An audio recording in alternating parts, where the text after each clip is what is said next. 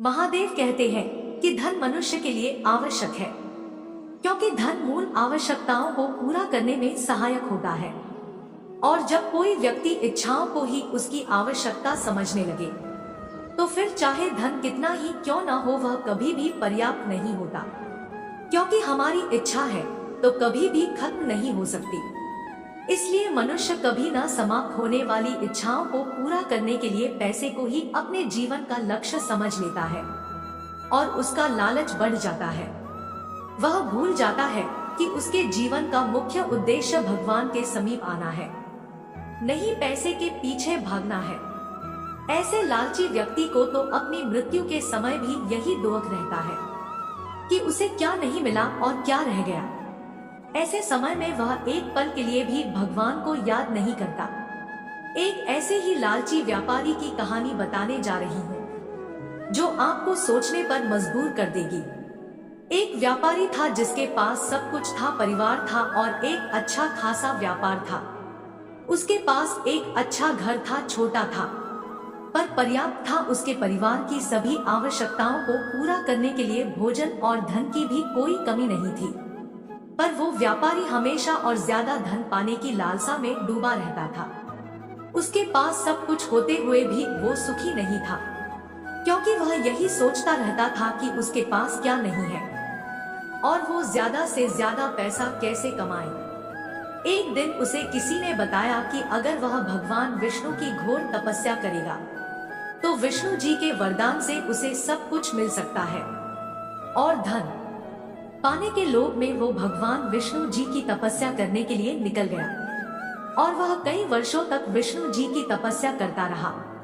भगवान विष्णु ने उसकी तपस्या से प्रसन्न होकर उसे दर्शन दिए और मनचाहा वरदान मांगने के लिए कहा। और धन के लालच में डूबा वो व्यापारी इतना अंधा हो गया था कि सामने स्वयं विष्णु जी के होते हुए भी उसका मन बस ज्यादा से ज्यादा धन पाने की लालसा में था। उसने वरदान में पूरे संसार की भूमि मांगी और कहा कि इस पूरे संसार की भूमि पर सिर्फ मेरा ही अधिकार हो और सारा का सारा धन मेरा हो जाए। मैं जिस भी चीज को देखूं यूं तो वो मेरी हो जाए। तो विष्णु जी ने कहा कि क्या मैं पूछ सकता हूँ कि तुम्हें इतना कुछ क्यों चाहिए? तो उसने कहा कि मैं हर पल बस सुखी रहना चाहता हूँ और धन ही सुख का एकमात्र साधन है। जिसके पास जितना धन है वह उतना ही ज्यादा सुखी है। और फिर विष्णु जी ने उसे ये वरदान दिया कि जिस भी चीज पर उसकी नजर पड़ते ही वह उसकी हो जाएगी। जहां वरदान पाने के बाद तो मानो व्यापारी जैसे पागल ही हो गया। उसने सोचा कि अगर वह दौड़कर इस पूरे संसार को देख लेगा तो ये सारा संसार उसका हो जाएगा। जहां से वहां, वहां से यहाँ, चारों दिशाओं में भागने लगा और जो भी उसे दिखता गया वो उसे अपना बनाता गया। और उसका लालच कम नहीं हुआ बल्कि वह और बढ़ता गया।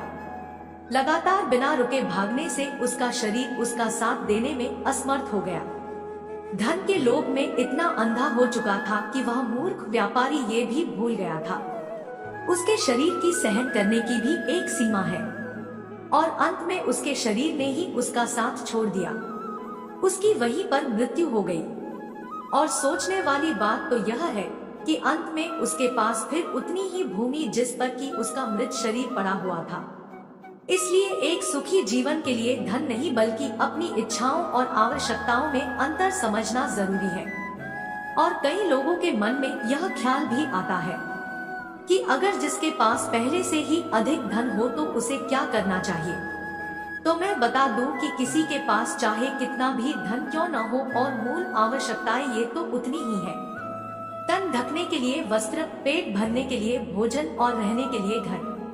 इन आवश्यकताओं के पूरा होने के बाद जो भी है वह बस इच्छा है। जो व्यक्ति आवश्यकता और इच्छा में अंतर समझ जाता है वह हमेशा एक सुखी जीवन जीता है। और जो बस इच्छाओं के पीछे भागता रहता है वो जीवन में कभी भी खुश नहीं रह सकता, कभी भी नहीं। और महादेव कहते हैं कि धनी व्यक्ति को जो उसके पास अतिरिक्त धन है वह उसे डांट कर देना चाहिए। उन लोगों के उद्धार के लिए जिनके पास न पहनने को बस रहे, न खाने के लिए भोजन, और नहीं रहने के लिए, और जो व्यक्ति ऐसा करता है वह भगवान के समीप आ जाता है और उनका प्रिय बन जाता है। और जो बस धन के पीछे भागता है उसके लिए धन भगवान से भी बड़ा है और धन की कोई लालसा नहीं होती। ऐसे इंसान के लिए शिव से बढ़कर और कुछ भी नहीं। अगर भगवान शिव से जुड़ने के संकेतों के बारे में जानना चाहते हैं तो लेफ्ट वीडियो पर क्लिक करें। उम्मीद है आप सभी को ये वीडियो अच्छी लगी हो। अगर आप शिव के सच्चे भक्त हैं तो चैनल को सब्सक्राइब और वीडियो को लाइक जरूर करना। कमेंट में हर हर महादेव जरूर लिख देना।